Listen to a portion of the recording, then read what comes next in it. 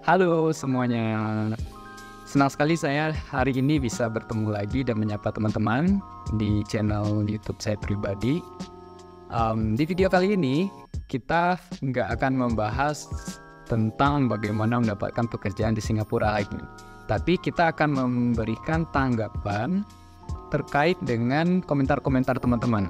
Ya, jadi beberapa komentar yang ada di video saya sebelumnya itu menanyakan tentang lowongan pekerjaan berdasarkan skill atau pengalaman teman-teman yang teman-teman miliki gitu ya.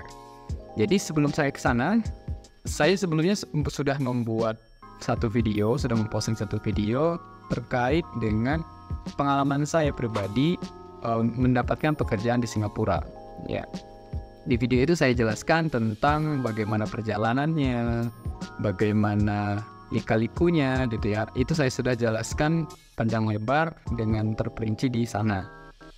Dan di akhir section saya tutup dengan informasi bahwasanya di perusahaan tempat saya bekerja sekarang di Singapura sedang membuka peluang untuk teman-teman sekalian yang ingin join di perusahaan kita.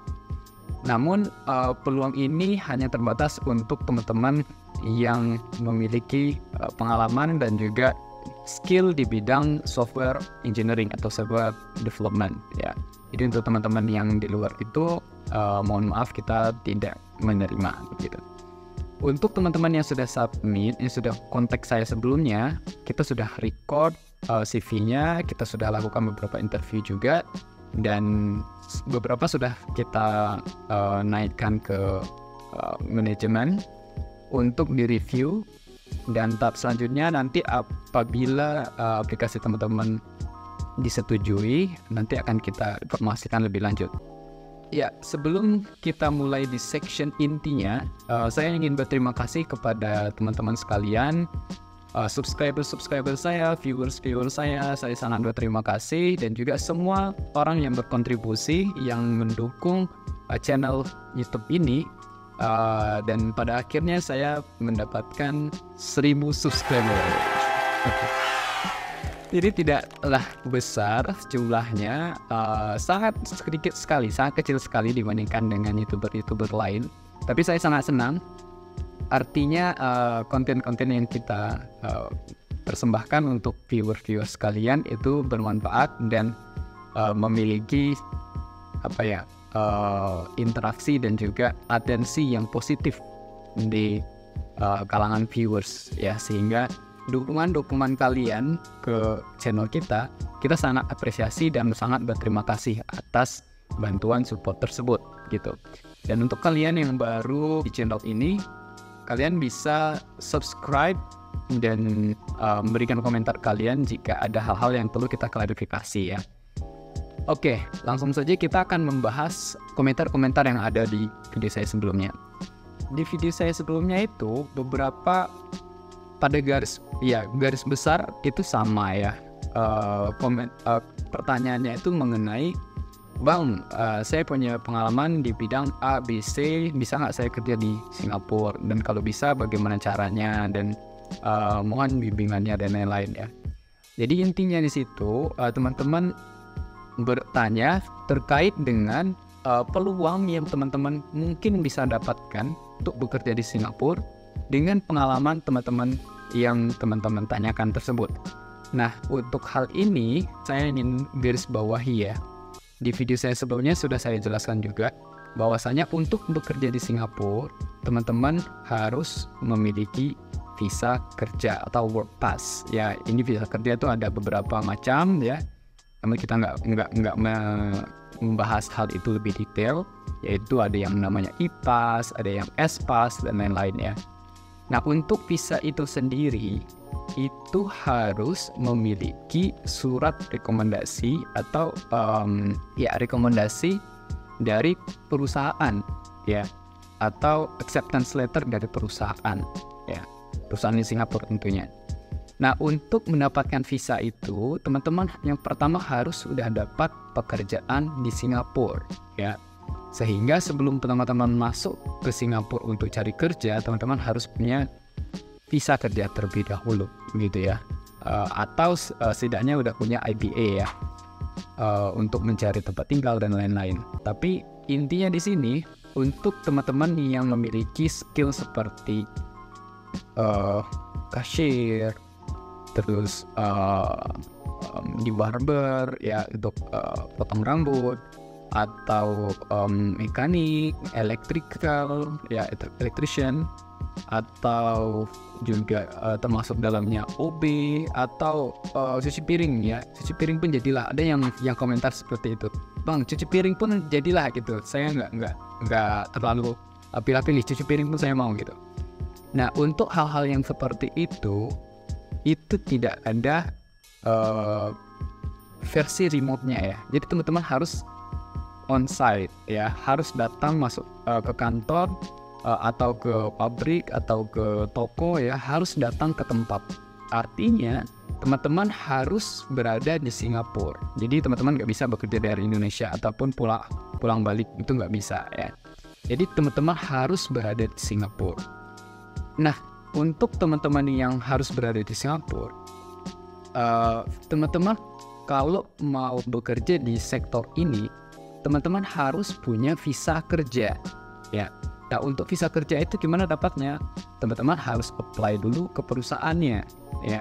Kalau itu terkait dengan F&B ya perusahaan F&B, terkait dengan gunting rambut ya barber, mungkin ke barber ya, atau kasir di toko-toko atau cuci piring di restoran, itu harus ke tempat perusahaan yang menyediakan lowongan itu ya.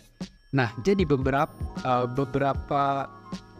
perusahaan, khususnya perusahaan-perusahaan yang mungkin menengah ya UMKM dan lain-lain, yang hal-hal yang saya sebutkan tadi itu kan kebanyakan itu scope bisnisnya itu UMKM ya. Kebanyakan UMKM yang di Singapura itu lebih memilih mempekerjakan orang Singapura untuk skill-skill yang seperti itu tadi. Saya bisa kategorikan itu sebagai unskill ya, walaupun memang pasti ada skill di situ ya.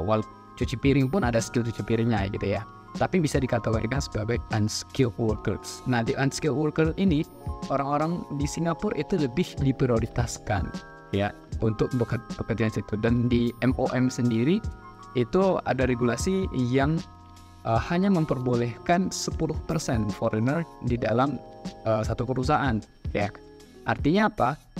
MOM atau Ministry of Manpower di Singapura itu sudah membuat regulasi yang ketat untuk penerimaan atau rekrutmen pekerja dari luar Singapura ya. Hanya 10%. Jadi kalau ada satu company dengan jumlah karyawan itu ada 10 orang, berarti ada 1 orang yang hanya boleh dari luar negeri. Selebihnya itu harus dalam negeri Singapura tentunya. Sehingga untuk hal-hal tersebut UMKM seperti UMKM gitu ya, itu sangat kecil sekali kemungkinan teman-teman bisa diterima begitu. Nah, untuk hal ini UMKM juga lebih cenderung tidak memilih karena ya peraturan terkait dengan mensponsori visa kerja itu memiliki gaji minimum ya. Gaji minimum untuk espas itu kalau tidak salah sekitar 3.000, untuk ada beberapa bidang yang itu bisa sampai 4.000, 5.000 ya. Namun untuk yang IPAS, Employment Pass, itu yang high skill, yang lebih ke manajerial ya, eksekutif dan lain-lain, itu di atas 5.000 ya. Nah, untuk peraturan tersebut kebanyakan UMKM nggak mau gitu. Nah, sehingga sangat disayangkan sekali ya, teman-teman dengan pengalaman atau skill tersebut itu sangat sulit untuk mendapatkan kerja di Singapura. Tapi bukan berarti tidak mungkin ya. Mungkin saja kalau ya mungkin kawan-kawan punya kenalan yang memang udah bekerja di Singapura sebelumnya ya. Yang mungkin kenalan itu punya keluarga di manajerial perusahaan dan lain-lain, itu saya di luar dari konteks kita. Itu mungkin saja ya. Jadi jangan kecil hati kalau memang teman-teman punya skill di bidang itu dan memang mau coba, teman-teman juga bisa coba cari network ataupun hal-hal yang bisa mendukung tercapainya cita-cita teman-teman sekalian. Namun untuk teman-teman yang memang nggak punya orang dalam, nggak punya network, itu sangat sulit, ya sangat sulit. Ya hoki-hokian lah gitu. Beberapa teman-teman juga menanyakan, kalau saya bekerja di F&B, bisa nggak itu menutupi cost dari biaya hidup di Singapura gitu ya. Nah balik lagi, pertama teman-teman harus dapat kerja dulu, baru mikir bisa nggak nge-cover cost ya. Kalau teman-teman udah dapat kerja, baru nanti bisa dihitung lah gitu. Tapi minimum ya, beberapa sekarang itu apartemen ya, kondo-kondo yang ada di Singapura itu memang sangat bervariasi, tergantung dari wilayah dan juga ya lokasi maksudnya, dan juga besar kecilnya apartemen itu ya. Ya ada yang 7,5, 750 per bulan, ada yang 1.000, ada yang lebih mahal dari itu ya. Ya yang saya sebutkan yang sangat kecil itu yang di lokasi-lokasi yang sangat mungkin jauh dari tempat kalian bekerja ya. Dengan hal yang demikian, yang paling besar itu memang tempat tinggal ya.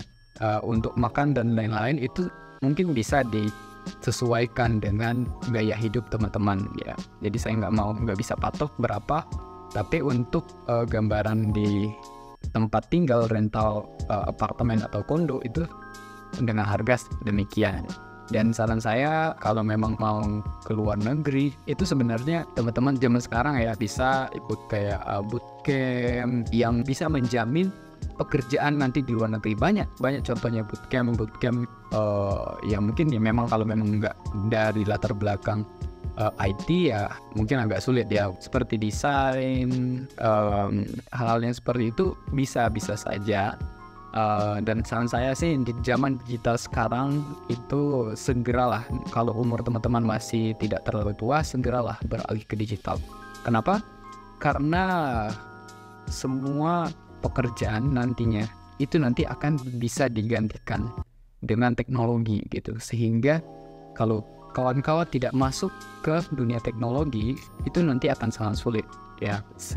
Sehingga saran saya bagi teman-teman yang mungkin sekarang masih ya fresh graduate atau masih muda, umur di bawah 25, mungkin masih bisa mencoba untuk belajar hal baru gitu, dan juga ikut bootcamp atau ikut program-program yang bisa menjamin teman-teman untuk mendapatkan kerjaan di luar negeri, nggak hanya di Singapura ya, tapi ya bisa juga di Filipina, di Singapura, Malaysia, dan mungkin di luar negeri lain. Demikian video kita kali ini teman-teman sekalian. Bagi yang mau tanya-tanya lagi, boleh tanya-tanya di kolom komentar. Mohon maaf jika ada informasi-informasi yang kurang sesuai ya, mungkin kita ada yang salah informasi, misinformasi, mohon dimaafkan, dan mudah-mudahan bisa diambil manfaatnya informasi dan tanggapan ini untuk teman-teman sekalian yang sampai saat ini masih mencari pekerjaan di Singapura.